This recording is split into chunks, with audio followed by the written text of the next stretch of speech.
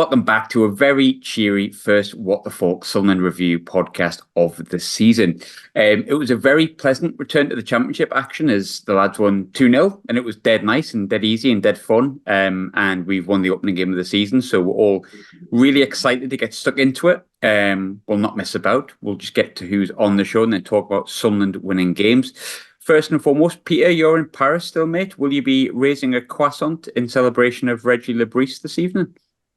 Absolutely. In fact, I'm speaking to you from just next to the Notre Dame Cathedral. I was I was filming here just earlier on for my day job and bumped into the Hunchback.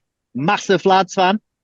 Yeah, he was apparently he was in the clock stand paddock when Bennett grabbed Speedy. Used to get in pizzazz on a Thursday night, saying he would always stop until the end until they played I Am the Resurrection. Yeah, nice lad. Can he play up front? Oh, man, are you me dad? Yes. Peter, I am your father. Oh, dear. Lee, I've started this terribly, mate, but how are you doing? Are you all right? I'm spot on, mate. Over the moon to get off to a good start for a change. It's normal on me slow starters, but it's nice to get off to a good start on the opening day with a win. It's funny how much this podcast completely turns into just complete chaos when we just simply beat Cardiff. That's all we've done. We've just beat Cardiff, which is a great thing. Fantastic. But Sunderland win a game and we turn into complete chaos. Dave, you're on mute just before you forget to turn yourself off mute. How are you doing, mate? Are you okay? Yeah, very well, thank you. Prediction of finishing fourth this season has already well and truly begun. Easy pickings. Fantastic. On we go. Aye, yeah. 2-0 win. Goals from Luke O'Nien, Jack Clarke. Thoroughly lovely start of the season. Peter, how happy were you with what you saw today? Very happy. Look, we'll get it out the way first off. Obviously, there is no proper centre forward there. Mayenda, I thought, though, did very, very well. Apart from with his big chance, and it really was his big chance. I think if he'd scored that, I would have hoped that the lad could have kicked on.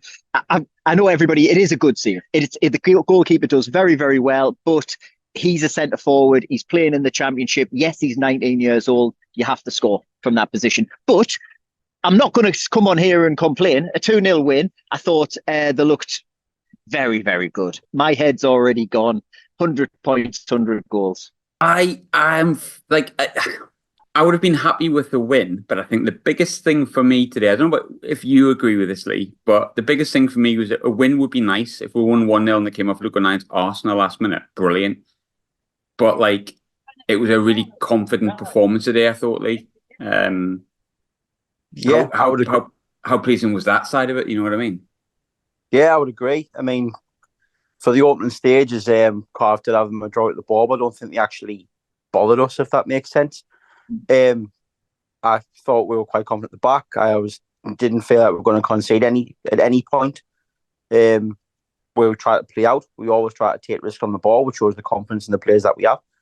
And in the final third, I thought when we had our chances, I always felt like we looked dangerous and we could score at any time when we were going forward.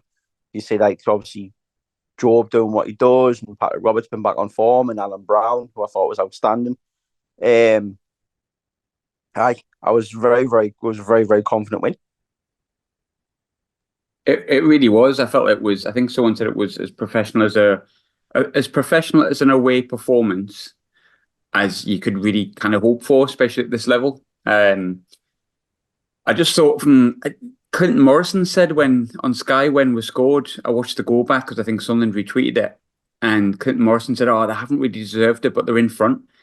I'm not sure if I'm just really, really biased, but I thought we were in control from the first minute till the end, really. I think I quite like what Dan Neil said when he said those points last year where maybe in the past few seasons where we maybe would have conceded in the 10 sort of 15 minutes that Cardiff showed, kind of pushed it. Well, I wouldn't say pushed us back, but when they had that period where they had their best spell of the game, but I never really felt like Cardiff were going to score. I don't recall a chance that they really had. And when they were, quote unquote, on top, the best chance felt at my ender. So I think that says an awful lot. But Dave, you've been the negative Nelly of the lot of us, but even you can't be displeased with that.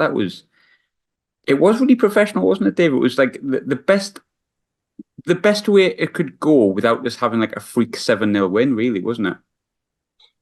It's probably exactly where you want to start your season, really, isn't it? You've got a clean sheet, you've scored a couple of goals, you're away from home.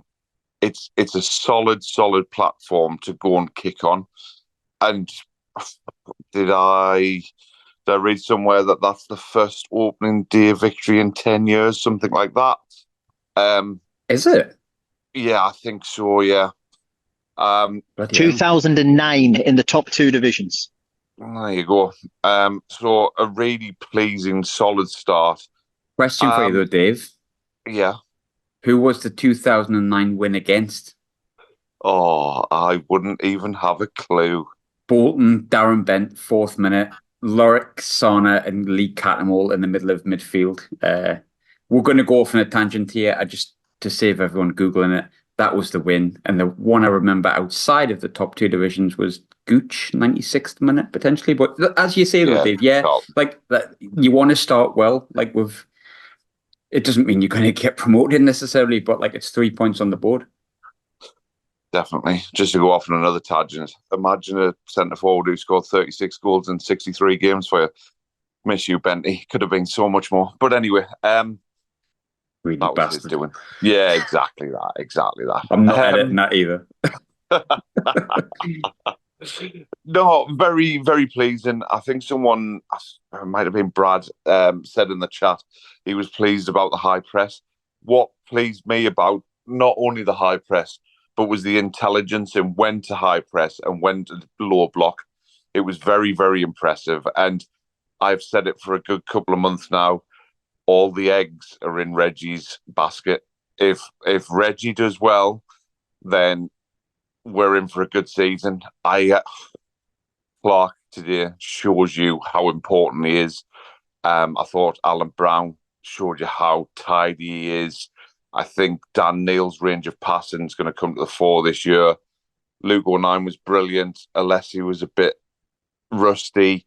There's so many of them, but it's a good, solid base. I still worry about that depth, and I don't want to bring a negativity to it, but I just look at that game today where we didn't have a Jack Clarke, and I think, oh my God, that's a tough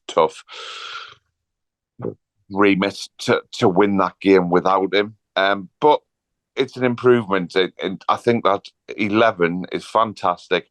I think we proved it today. My underscores that goal is probably the perfect day, isn't it? It's probably the perfect day. His confidence is up, and you could see it. Bless him, standing at the byline, head in hands, and kind of going, "Oh my God, that was the one. That was the one." And I wish for him it had nestled in the back of the net, but that's probably the only slight negative.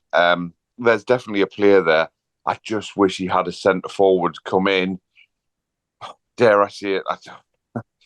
Josh Matt just scored a hat-trick today. Duncan Watmore scored 2. That's probably the anticlimax. But someone who's been there, done it, going to get you 15 goals, and for him to learn from just for 18 months, and then he kicks on. But I ain't having any negatives today. It's a brilliant platform in which to kick on.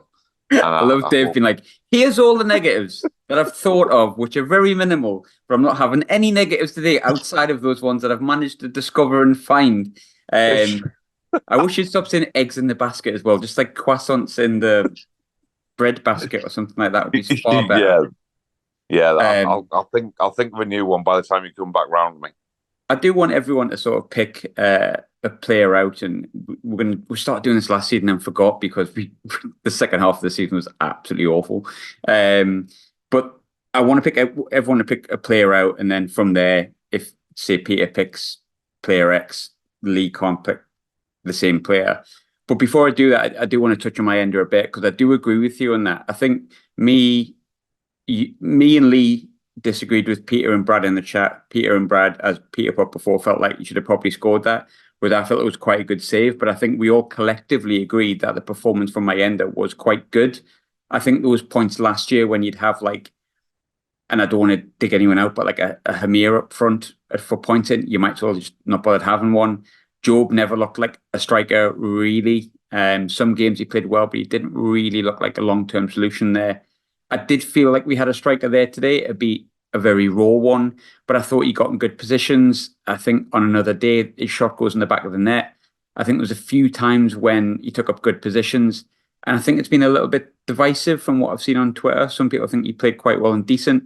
Some people think that Mayenda didn't look great and he looked off the pace.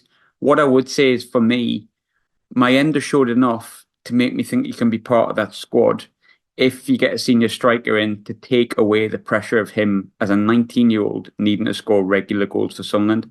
If you have a striker that comes in that can score you sort of 10, 15, 20, is used to doing it at this level or has the ability to do it at this level, then Mayenda can come on in games when that's not really working for that striker, and he can maybe bag 5 or 6, and then you go, okay, Mayenda's been a good signing. He's worked out. He's got 6 goals for us. Fantastic. But I don't want to make it the Eliza Mayenda podcast because it would be quite easy to do that. But Peter, I think there's so many players that we could pick out today as having good performances. So I'm going to give you first shot. This is what happens when you're new to the show. Who's the player you want to pick out and why?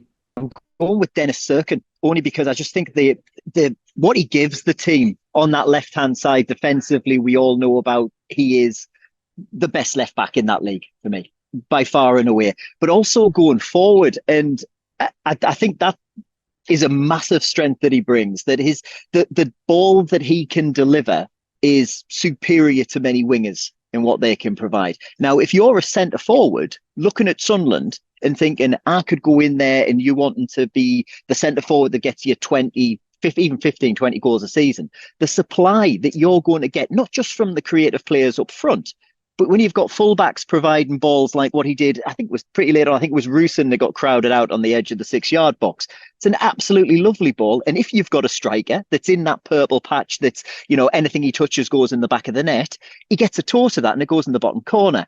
I think obviously he gets the assist for the goal as well. It was his header back across to Luke O'Nien for that. Obviously, Patrick Roberts deserves the credit for the ball he put in. But I think Dennis Serkin, you just want them to have a good season. You want them to have a fit season. You want them to have a season in which he plays the majority of games instead of spending the majority of them in the treatment room.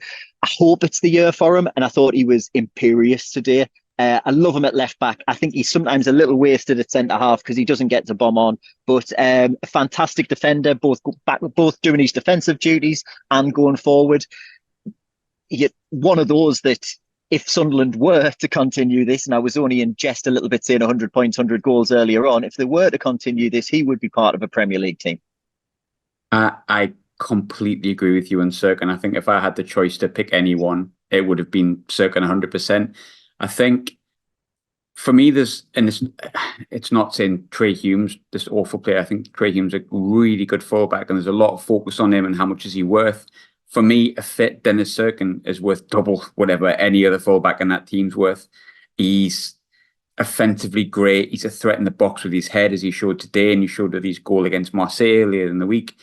There was points when I sort of thought, blooming heck, he's stuck in the corner here. He's not going to get out. And he was like, nutmeg their player. And I'm thinking, how's he done that? For me, probably something that doesn't get noticed enough when Serkin plays, Clarke has one less man on him.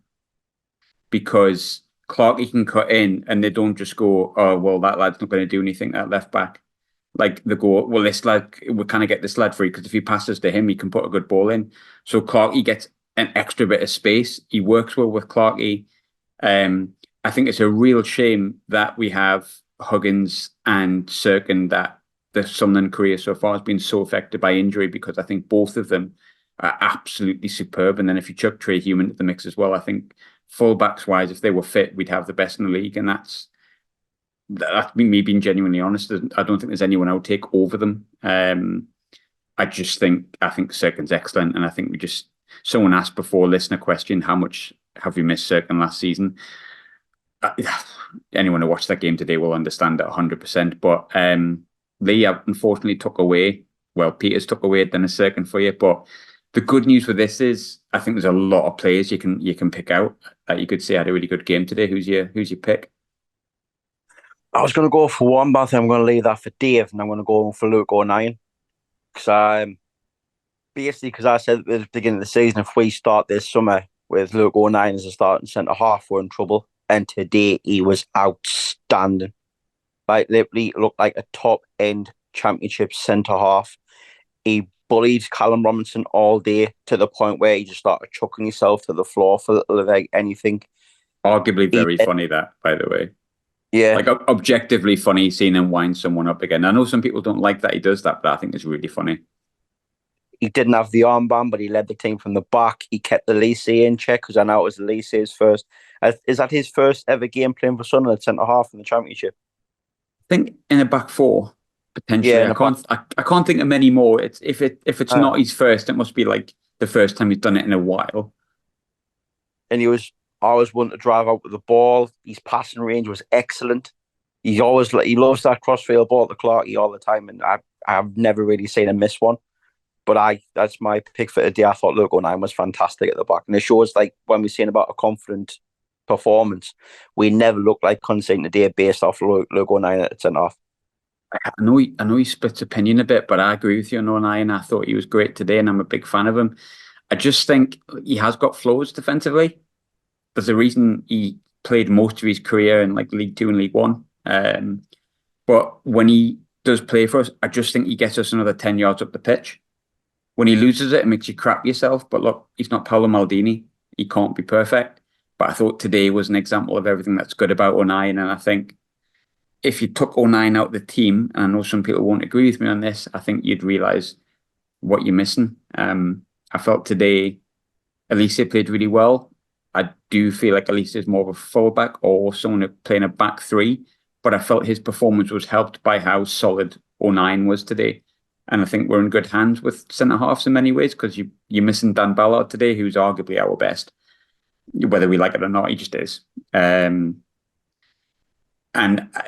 there's so many players we could have picked today, but O'Nien I can't disagree with. Dave, I'm really hoping you're going to pick out one of two players. I don't think you're going to because you've probably sat and thought on one. But who gets the final pick? Whoever you pick out, I'll pick the other one. Well, it might not even be in the two, but it'd be interesting to see if anyone thinks along the same lines as me. But They don't.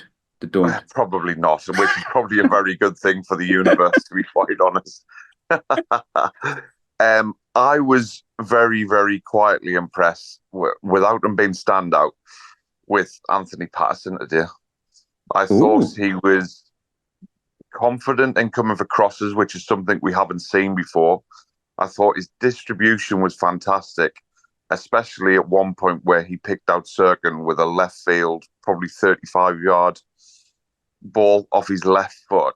And I just thought he started so many attacks today, which I was very impressed with. The composure, I think he made a couple of little...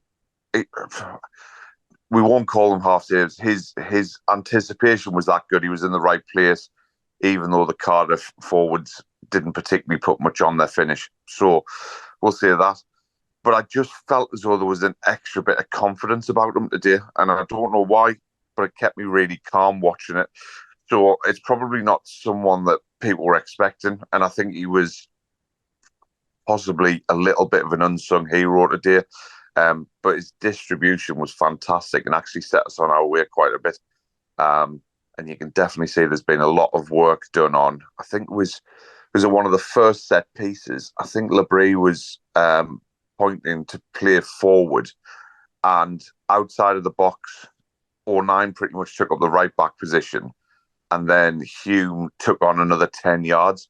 Very, very risky way of playing out from a goal kick, but I really enjoyed how they did it. So yeah, my unsung hero today, and quietly enthusiastic about Anthony Patterson. Thought his kicking twice was absolutely crap, but it was only twice that he did it.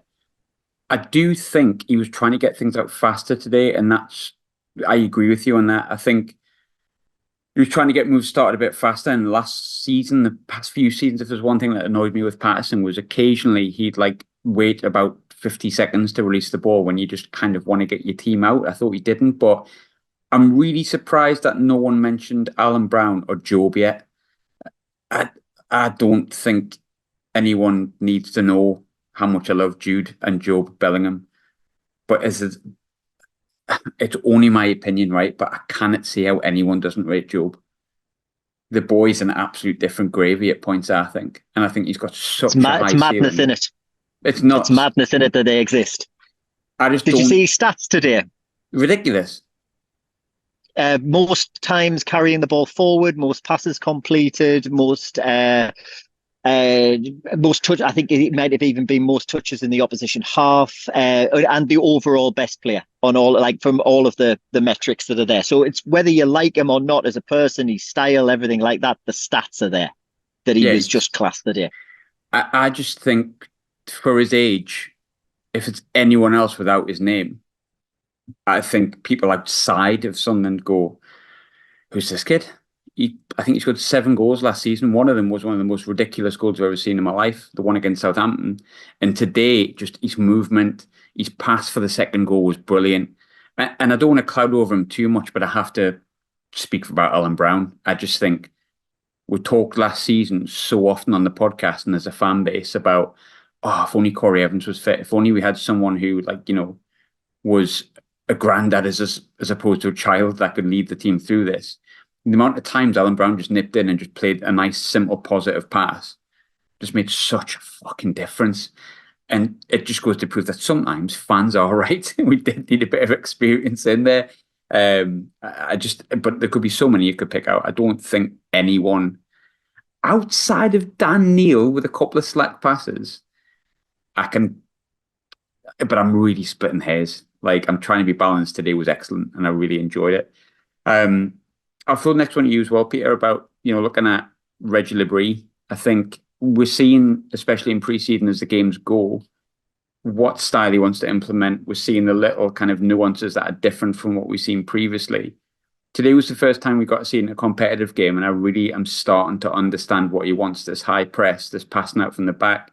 What did you make of the style he's trying to implement, which is obviously not perfected, and how we played it today? There were times that we didn't have a lot of the ball. There were times we didn't need to have a lot of the ball, and they didn't look like they were chasing it down when they didn't have it and they were prepared to not have it. I thought that was impressive. It's certainly from the Euros and watching the style of international football that many teams are quite happy to let the opposition have the ball if they're not going anywhere with it. I never really felt that Cardiff were going anywhere with it. I mean, there was a couple of heart and mouth moments, but that's football, isn't it? But there was never really any period of play. Sorry, that's a police car going by me. It's not coming for me. There was never a period of play in which I thought, right, Sunderland are under the cosh here. And if they can, Cardiff aren't any mugs. They're not going to be one of the biggest, best teams in the league, but they're no mugs in that championship. And for them to be brushed aside in such a workmanlike and even at times pedestrian, organised manner, I'm very happy with that. I'm going to say it. Get a striker in that team and they'll do very, very well. Get somebody who has the confidence in his own ability to just put a foot out and it goes in the back of the net, or it'll at least trouble the goalkeeper. The first team, if our first 11 are playing and there is that Lynch, that key man up top scoring goals, that's a very dangerous team playing a very nice style of football. This is my entertainment, and I think for all of us, this is what we do for a bit of relaxation, a bit of downtime is watch Sunderland. And you don't really want all that much. You tend to want them to put in all of the effort. You want them to try for the shirt. But it is nice to be entertained. And I have a feeling that the football style that he wants to play, when played right, we are going to see some entertaining football. Some of the better sides of what we saw during Mowbray's time, I think, is still there. But there's a different edge to it in that it seems to have a willingness to not just constantly press for the ball, not just constantly try and go forward, a willingness to step back and let the opposition do nothing with the ball when they've got possession. And if they can get that balance right, keep that going, I'm very confident of what I've seen. I'm very happy. Yeah, I feel the same as well. And look, I might come to bite us back in the arse in a few weeks when we've lost double home games back to back. But if you're basing, how you feel on today's performance, I can't disagree. Lee, maybe because we like to have balance. I was trying to think, was there many negatives? And I couldn't think of many outside of the kind of tiny ones we've mentioned. And then I thought, if you watch where Clarke gets gets the ball from Job, which again we've talked about how good Job was in that movement. He gets the ball and I think anyone else watching that game who doesn't watch Sunderland regularly would have went, oh, I still got a lot to do to score there. But I think every Sunderland fan, when he got the ball in that position, went, back of the net this.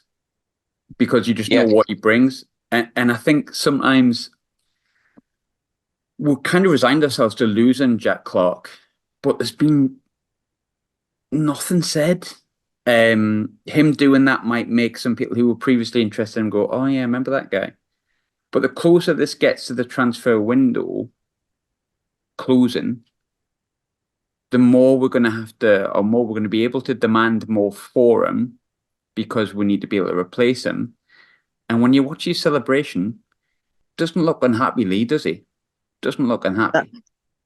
No, but I don't think he's never mentioned that he wants to go anywhere else. It's like he's not been the type of player, like, for example, Marseille bid for that role from Norwich yesterday. It got rejected by Norwich, but then he taxed himself out of the team selection for today. He's not been that type of player where he's been like, oh, I want to leave, and he's trying to push for a move. If he gets what I think is the way, if he gets one, he gets one. If he doesn't, he's happy to play for Sunderland. But I think if he is going to go anywhere, I think I'll be abroad, because I don't think any Premier League team will touch him for the price that we want for. And I think quietly it's gone under the radar how confident the club are keeping a hold of him. Mm-hmm. Because if we were resigned to losing him, we probably would have went for Liam Miller, who's just went for Hull, or would have gone for that Finnish lad who's going north of the border, or we would have had another left winger lined up to come in.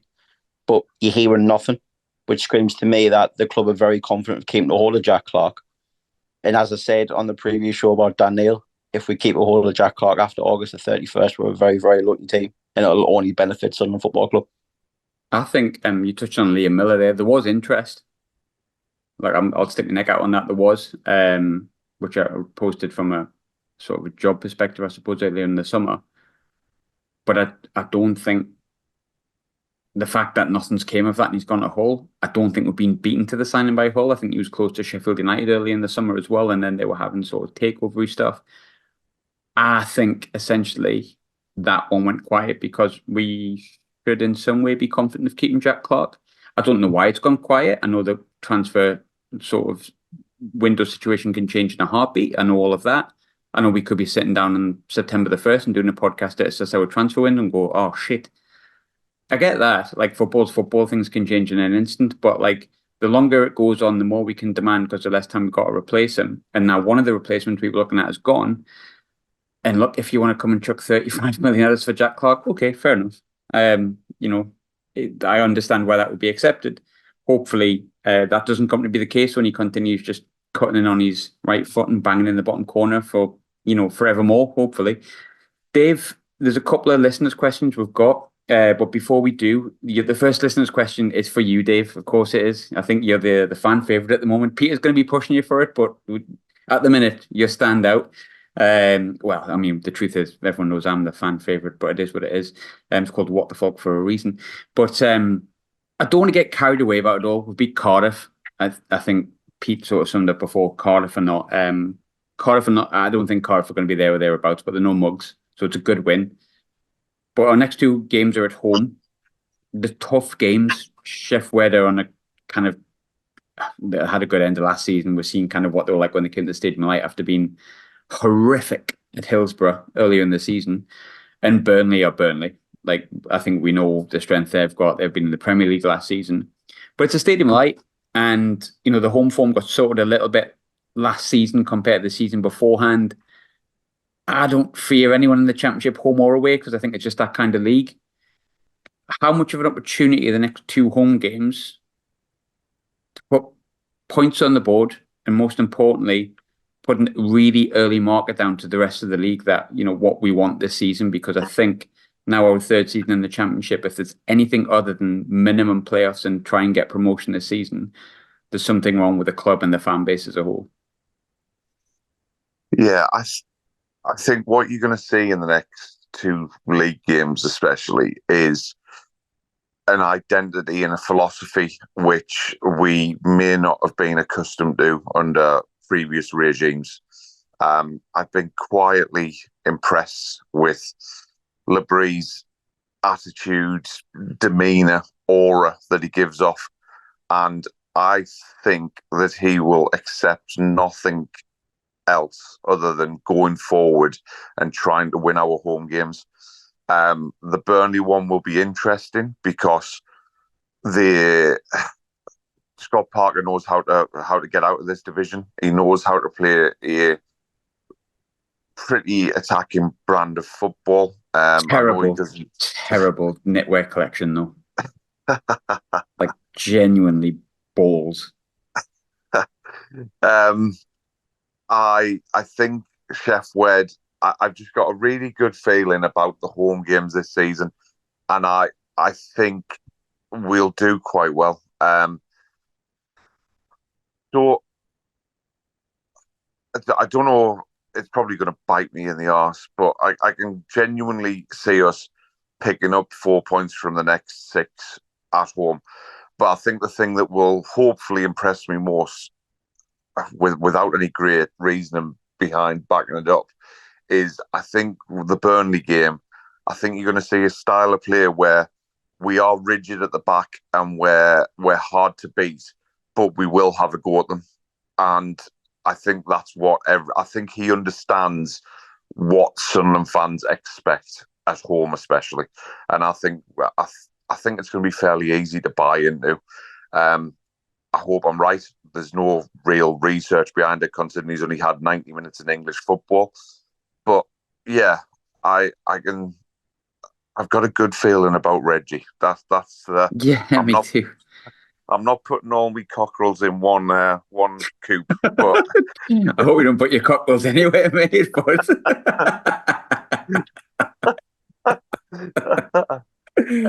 but yeah, I've got a good feeling. Let's hope we don't pick up 3 long-term injuries in the League Cup on Tuesday night. Oh god, yeah. Let's hope you don't put your cockerels anywhere anytime soon. Yes. I was going to ask something and it's completely gone out of my head, so I'll go on to listeners' questions. We've got a couple of listeners' questions which I quite liked. The first one was basically directed at you. Dave, did you enjoy the clean sheet as much as Michael Bowers did? Honestly, which based on the last thing you just said, by the way, sounds far worse. Yeah, very true. I think I responded to a tweet which tagged me and Bowers in it. Yes, I think it's very good for confidence. To be honest, it was irrelevant today because we scored twice. So that would be my defence. It's goals that win you games. But I do agree with this. Just for everyone who's out there who's always trying to create a divide between the two of us, I do understand what Michael is saying. And that is, in the games where we're not going to score, if we keep a clean sheet, we don't get beat. So, yes, I totally agree with him for that. However, as Peter has already said, and I fully am on board this train, 100 points, 100 goals, who cares about clean sheets? If you do every game for the rest of the season 0-0, you'd probably get relegated. So there's the kind of balance on how important clean sheets are, but at the same time, you might not. So it's not going to get promoted, is it, at the end of the day? So, but I get the point, whatever. Listener's question for you, Lee. Let's see what I've got. What have I got? Let's assume see, you love picking a random name out of the air, so this is a good question. Let's assume the Mendy deal doesn't happen. Do you lads have any British-based strikers that you'd like to see us bring in based on the fact that this person personally feels like Mayenda and Rusin are not going to be good enough to be the main striker for Sunderland this season? Is there any British sort of base strikers you want to bring in from around the league? I mean, it's a hard one, like a British base striker. I mean, you've got the boy from Spurs that has been loosely linked to that Lancashire, but again, it's a young kid, isn't it? It is. Just say it. Just say Ross Stewart. Just say it. But just again, say Ross Stewart on a loan. He's not, man. He's sorry, man. There is one name when I was watching the first half an hour of the Birmingham Reading game. Mm-hmm. Sam Smith from Reading has played about 270 games and he's played no higher than League One, but he's got a similar goal record to what Mendy's got, and he's 3 years younger. And Reading haven't got you stay with me? Thankfully, not that Sam Smith. That's all I was thinking about. But he's got a similar goal record the last few I seasons. thought that was somebody creeping up behind me.